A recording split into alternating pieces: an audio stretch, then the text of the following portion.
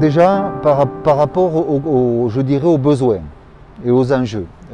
Clairement, depuis pas mal d'années, la Ligue nationale de rugby a défini et cherche à définir en permanence le besoin du sportif. C'est-à-dire on part du besoin du rugbyman professionnel en termes d'espace de jeu, en termes d'absorption de choc, en termes de restitution d'énergie, en termes de résistance rotationnelle. C'est-à-dire on va collecter des informations, collecter de la data pour après derrière définir en collaboration avec les sportifs, préparateurs physiques, coachs, etc., des indicateurs et des seuils que l'on souhaiterait obtenir. Donc à partir de ce cahier des charges, à partir de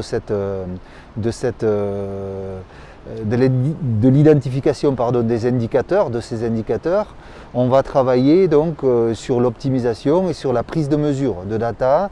C'est ce que l'on fait avec Labosport.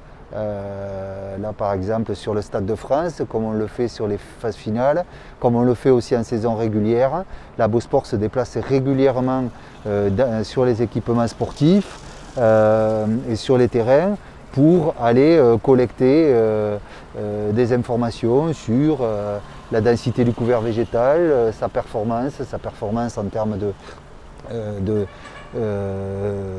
de bioactivité, on va mesurer sa densité, on va mesurer également des critères de porosité, de perméabilité qui peuvent avoir une influence aussi sur la plasticité du sol, sur aussi son comportement face aux joueurs. Et enfin, on va mesurer, je vous en parlais tout à l'heure, et ça c'est assez nouveau dans notre protocole, on mesure l'absorption de choc, la restitution d'énergie, la résistance rotationnelle, tout ça dans un objectif, c'est de calibrer ou de caler le plus possible aux enjeux le jour J à leur H.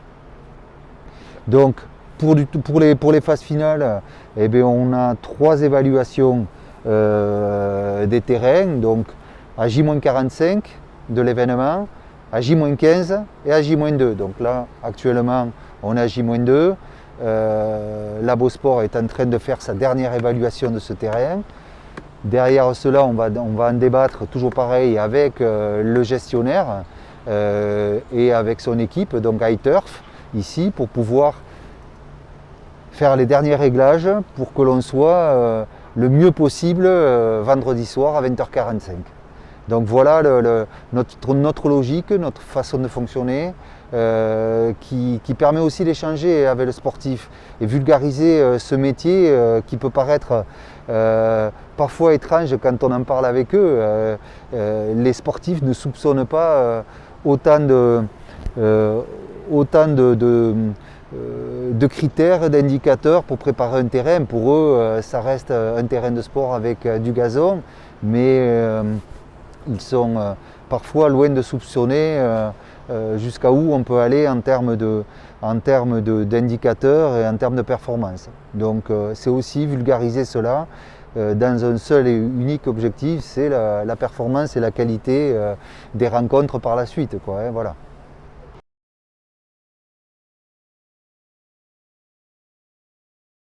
On part toujours d'un constat. Pour préparer un événement de ce type-là, la semaine dernière nous étions à Lille avec des contraintes différentes. Là aujourd'hui on est au Stade de France, l'année prochaine on sera sur un autre site. Quelques semaines avant nous étions au GGL de Montpellier pour la finale de Pro D2. Chaque terrain a ses spécificités. D'où l'importance de mettre en place une démarche d'évaluation en amont de l'événement pour pouvoir derrière adapter du conseil, adapter des leviers, adapter des protocoles ou des itinéraires qui vont permettre d'optimiser, itinéraires agronomiques qui vont permettre d'optimiser le terrain.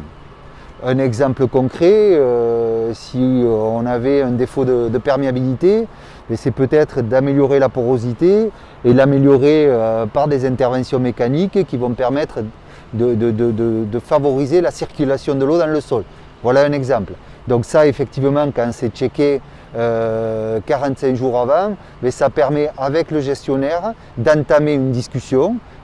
Et c'est toujours une discussion pour dire tiens, ça serait, voilà ce qu'on a constaté, voilà le levier qu'on pourrait vous proposer ou quel levier proposez-vous. Donc c'est toujours dans la concertation. Donc à partir de J-45, on travaille là-dessus. J-15, on refait un état des lieux. On regarde effectivement si les indicateurs se sont améliorés. Si c'est le cas, tant mieux, on continue. Si ce n'est pas le cas, on essaye d'actionner un nouveau protocole pour tendre vers le meilleur le jour J à l'heure H. Et là, effectivement, on est à J-2. Donc là, à part piloter les apports anneaux et avoir une gestion de tonte très précise, c'est les seuls leviers que l'on a pour pouvoir être au plus près des objectifs qu'on s'est fixés. Logiquement, ces mesures-là vont nous permettre derrière de rédiger un rapport. Ces rapports vont être remis, ce rapport va être remis, vulgarisé bien entendu, et va être remis à chaque staff sportif qui vont permettre pour eux d'identifier l'absorption de choc, la restitution d'énergie, les niveaux de marteau d'impact, donc de Clegg, et ainsi pouvoir adapter leurs chaussants, les crampons en particulier, et aussi mieux appréhender, je dirais, la réponse biomécanique de la surface de jeu. Plus elle est homogène, mieux c'est, et les valeurs sont aujourd'hui calibrées pour un morphotype qui est celui du rugbyman professionnel d'aujourd'hui.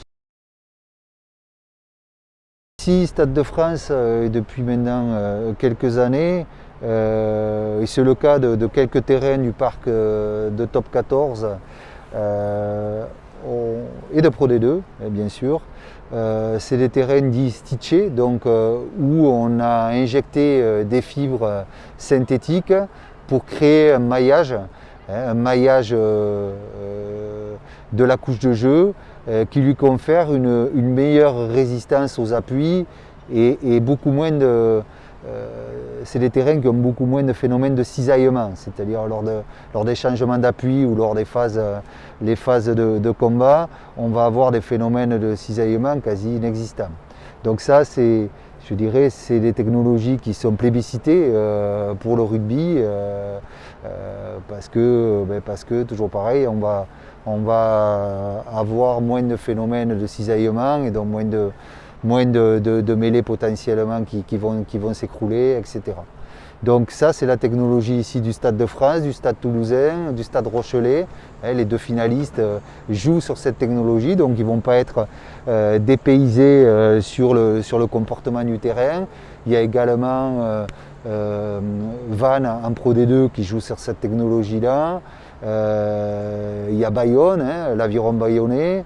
Et il y a la section paloise qui a refait son terrain l'an dernier avec cette technologie-là. Donc voilà pour faire un rapide tableau des terrains stitchés aujourd'hui en France qui répondent au rugby pro. Voilà. Bon, après d'autres technologies bien entendu répondent.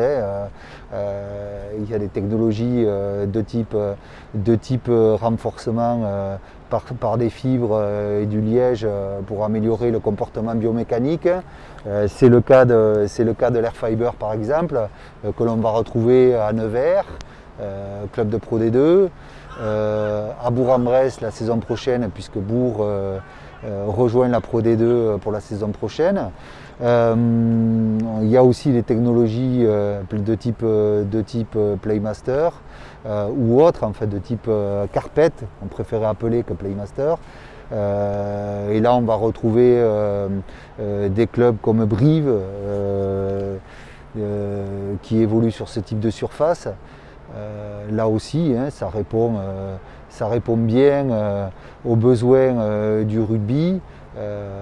Donc voilà, pour faire un éventail des technologies que l'on retrouve dans le rugby. Il y a encore des terres sables. Là aussi, nous, notre besoin, il est défini, il est clairement défini. Après, c'est aux gestionnaires et au club de définir quelle est la technologie qui sera le plus adaptée à leur usage, quelle est la technologie qui satisfera au mieux les sportifs et l'équipe. Nous, on est là simplement pour définir de seuils de performance et d'apporter notre éclairage et notre expérience dans le domaine. Mais on n'est pas là pour dire il vous faut telle techno ou telle techno, un terrain synthétique, un terrain naturel renforcé.